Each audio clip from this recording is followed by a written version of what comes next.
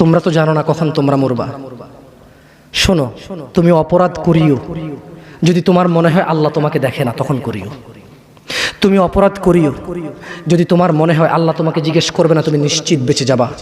তুমি অপরাধ করিও যদি তোমার মনে হয় যে আল্লাহ তোমার জন্য জাহান্নাম নির্ধারণ করবে, আর তুমি আল্লাহকে বলবা আল্লাহ আপনি বললেই হবে না আমি জাহান্নামে যাব। যদি এই ক্ষমতার অধিকারী হও তাহলে তুমি অপরাধ করিও। তোমাকে বলি, ইয়া মহিলা, মা, বোন, চাচা, চাচি, নামাজ ছাড়া মানুষ মুসলমান থাকে না। ওয়াল্লাহি আমি বলছি না কোথায় বাঁধবেন, তর্ক পরে। আমি বলছি আপনি নামাজটা স্টার্ট করেন। আমি বলছি না যে তারা ওই 20 রাকাত পড়বেন না 8 রাকাত পড়বেন। আমি বলছি যে আপনি পড়েন, 2 রাকাত হইলেও পড়েন। আমি বলছি যে আপনি ঈশার নামাজ 15 রাকাত দরকার নেই, আপনি শুধু 4 পড়েন। আমি কি বলছি সুন্নত বাদ দিতে? আমি বলছি যে তুমি পড়ছো না, শোনো, ভয় পেও না, ঈশার নামাজ 15 রাকাত তোমার উপরে ফরজ নয়। আমি তোমাকে না করছি না 15 রাকাত পড়তে। আমি বলছি যে তুমি নামাজই পড়ো না, 4 পড়ো। এই 4 রাকাত ঈশা না পড়লে তুমি মুসলিম নও।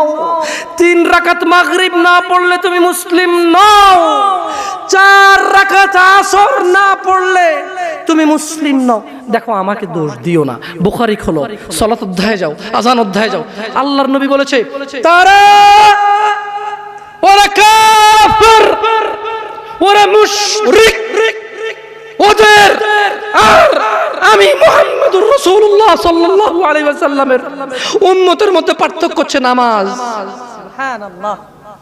ও সাহাবা, ও উম্মত, তুমি চিনবা মুহাম্মদের উম্মতকে সাল্লাল্লাহু আলাইহি ওয়াসাল্লাম। ও আমার উম্মত, তুমি কি আমার উম্মতকে চিনতে চাও? শোনো, তারা যারা আমার উম্মত না, আর এরা যারা আমার উম্মত। ওটা আমার উম্মত যেটা নামাজ পড়ে না, আমার উম্মত। তুমি আল্লাহর নবীর উম্মত ছাড়া কিভাবে মুসলমান হবা? তোমাকে আমি বলি নামাজটা ছাড়িও না প্লিজ। তুমি যে যে অপরাধে লিপ্ত আছো ছেড়ে দাও, চেষ্টা করো, কিন্তু নামাজটাকে তুমি এখন থেকে করবা। তোমার ফজর মিস হওয়া চাই না। তুমি যদি সারা জীবন নামাজ না পড়ো আমার যায় আসে না। তুমি যদি সারা জীবন নামাজ পড়ো আমার কিছু লাভ আছে। তুমি নামাজ পড়লে নেকি আমি আমার লাভে কথা বলছি। শোনো, তুমি নামাজ না পড়লেও আমার লাভ আছে। কি? ইন্নামাল আমালু বিন্নিয়া। আমি নেকির উদ্দেশ্যে কথা বলছি, আমার নেকি হয়ে যাবে। কে ঠেকাবে? তুমি তো আর আল্লাহকে ঠেকাইতে পারবা না। তুমি নিজেকে না নামাজ থেকে বিরত রাখতে পারবা, আল্লাহ যদি নেকি দিয়ে ঠেকাইতে পারবা? তাহলে আমরা সবাই বলি আল্লাহর দিকে তাকিয়ে শেভ করিয়েন না। দেখেন এটা অনেক কিছু না, এমন না যে শেভ করলে আপনি একেবারে কাফের হয়ে গেছেন, মুশরিক হয়ে গেছেন, এমন না। কিন্তু আপনার লজ্জা থাকা উচিত। কিভাবে কাটতেছেন এটাকে ভাই? কিভাবে? ক্যাফ এখানে মহিলার ওঠে না, আপনার ওঠে, কেমনে কাটতেছেন বলেন ভাই? গলা কেটে দিবেন? কাটবেন না কেন? এটা হারাম। এটা কাটো তো হারাম। শুকর খাওয়া কি হারাম? এই যুবক তুমি ওঠো, ওঠো, ঠিক আছে, দাঁড়াও। সবাই লক্ষ্য করবেন না, ওরকে কেউ ভিডিও করিও না, পরে লজ্জা পাবে ইন্টারনেট আসলে। তোমাকে এখন শুকরের মাংস দেবো, খাবা? কেন খাবা না? জোরে বলো। আপনি শুকরের মাংস খাবেন? আপনি কুকুরের মাংস খাবেন? কেন খাবেন না? হারাম। কেন? হারাম। কেমন হারাম? শুকরের মাংস খাওয়া কি হারাম? এই এখানে তাহলে আর এভাবে বলছি না। কেউ কি রাজি হবে তার বোনের সাথে জানা করতে? কেন? তো নামাজ না পড়া কি? শুকরের মাংস খাচ্ছ না হারাম দেখে নামাজ ছেড়ে দিচ্ছ, তো সেটা তো হারাম। তার মানে তোমার যদি স্বাদ লাগতো আর তোমার বাপ মা যদি শুকরের মাংস খাইতো তুমিও খাইতা, হারাম আর বাস্তা। ঠিক। তোমার বাপ নামাজ পড়ে না যুবক, তাই তুমি নামাজ পড়ো না। তোমার বাপে ভাত খায় তাই তুমি ভাত খাও। পাকিস্তানের রুটি খায় তাই ওরা রুটি খায়। চাইনিজরা এইভাবে লাঠি দিয়ে খায়, ওরা লাঠি দিয়ে খায়। শোনো, তুমি বলতে চাচ্ছ তুমি শুকর খাও না কারণ এটা হারাম, তুমি মিথ্যু। তুমি একটা চরম মিথ্যাবাদী, ধোঁকাবাজ। ঠিক। তুমি বলছো তুমি শুকর খাও না, এটা হারাম না? তাহলে তুমি নামাজ না পড়াও তো হারাম, তাই তুমি কেমনে ছেড়ে দিচ্ছ? এই যুবক, তোমাকে যদি বলে ন্যাংটা হয়ে হাঁটো, হাঁটবা? কেন? ন্যাংটা হয়ে কেন হাঁটবা না? কি নোংরা কাজ? নামাজ পড়ো না, তোমার শরম লাগে না? শুকরের মদ কি রাস্তায় হেঁটে মদ খেতে পারবে? কার সাহস আছে? এখানে সাহসের অভাব নেই। বাপরে বাপ, এই কথা বলে আবার কারো সাহস জায়গায় দিতে চাই না। তবে অনেকেই চাইবে না। অনেকেই কেন? শরম। কেন? কারণ কেউ যদি রাস্তা দিয়ে হেঁটে হেঁটে মদ খায়, ওর সাথে কেউ মেয়ে বিয়ে দিবে? কেউ? আপনি রাজি হবেন রাস্তায় ভাবে মদের বটল নিয়ে হাতে হাতে মদ খায়, এর কাছে মেয়ে বিয়ে দিবেন? কেন? এটা নির্লজ্জ লোক, মদ হেঁটে হেঁটে খায় ওপেনে। এই ছেলেটাই কিন্তু ওপেনে নামাজ পড়ে না, আপনি মেয়ে বিয়ে দিচ্ছেন। ঠিক। আপনি নাকি ধার্মিক, হ্যাঁ চিটিং বাজি। ওয়াল্লাহি আমি আপনাকে বদনাম করতে আসিনি, কিন্তু আপনি মিথ্যুক, এটা বুঝে নেন। তো আচ্ছা, আপনাকে মিথ্যুক বলার পর আমার কতটুকু লাভ হলো? 2-4 লাখ টাকা যাবে ঢুকেছে, ঠিক না? আমেরিকা থেকে আসতেছে। না, আমি আপনাকে মিথ্যুক বলে লাভ না, আমি আপনাকে মিথ্যুক বলতে আসি নাই। তবে আমি আপনাকে বলি, আল্লাহ ক্ষমাশীল, ক্ষমাকারী, ঠিক আছে? আপনি সত্য দাবিদার হবেন। একটা ছেলে প্রকাশ্যে মদ খেলে আপনি তার সাথে মেয়ে বিয়ে দেন না। একটা ছেলে প্রকাশ্যে নামাজ আদায় করে না। আল্লাহর কসম, এই পৃথিবীতে যত মদ আছে সবাই যদি একজনে খেয়ে ফেলে, সে কাফের হবে না। কি হবে না? কিন্তু এক ওয়াক্ত নামাজ ছেড়ে দিলে কাফের। ঠিক। আপনার কাছে মদ খাওয়াটা, আমি কি মদ খাওয়াকে ছোট করে দেখতেছি তার মানে? না।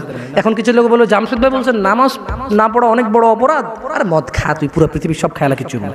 আমি মনে হয় এটা বলছি, ঠিক না? না, এরকম বুঝে ভাই, বুঝে এরকম অনেকে আছে বুঝে, এটা বুঝিয়েন না। আমি উদাহরণ দিয়েছি। শরম করুন। আপনি বাপের সামনে সিগারেট খেতে লজ্জা করে, বাপের সামনে বেনামাজি থাকতে লজ্জা করে না। আপনারা আপনার স্ত্রীদের সাথে যে ঘুমান, ছেলে সন্তানের সামনে ঘুমান, লজ্জা করে, কিন্তু ছেলের সামনে বেনামাজি থাকেন, লজ্জা করে না। আপনি বুঝেন, এই পৃথিবীতে লা ইলাহা ইল্লাল্লাহ বলার পরে, লা ইলাহা ইল্লাল্লাহ বলার পরে, ওয়া আন্না মুহাম্মাদুর রাসূলুল্লাহ বলার পরে শিরক, আল্লাহর সাথে অংশীদারিত্ব হচ্ছে সবচেয়ে বড় অপরাধ। ঠিক আছে? জি। এরপর কাজ হচ্ছে সলা, এরপর কাজ কি? নামাজ। এরপর কাজ কি? নামাজ।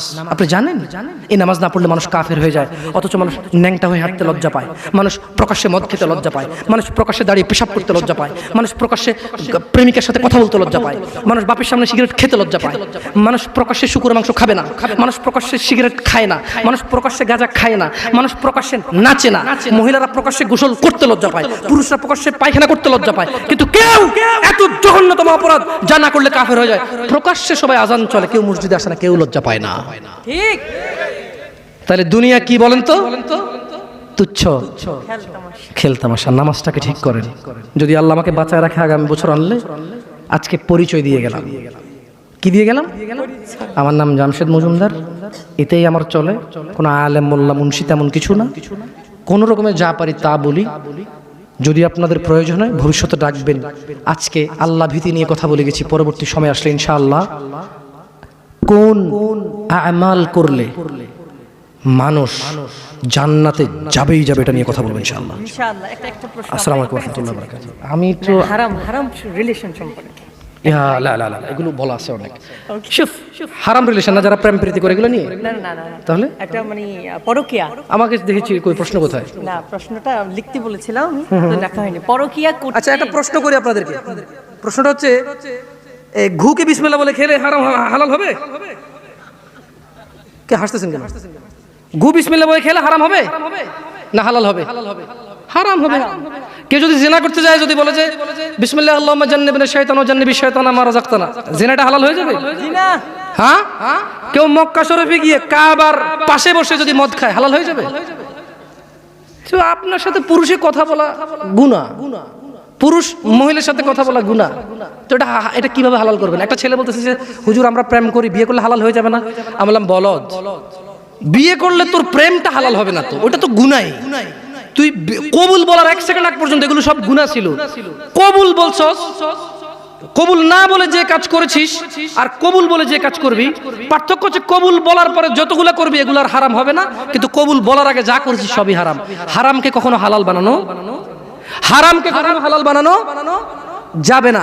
বরঞ্চ এটা করতে পারিস যে আমি হারামে ছিলাম, আমি এখন এটা হালাল করেছি, আল্লাহ তুমি আমার হারামটাকে ক্ষমা করো। হারাম কখনো হালাল হবে না। আসসালামু আলাইকুম ওয়া রাহমাতুল্লাহি ওয়া বারাকাতুহু।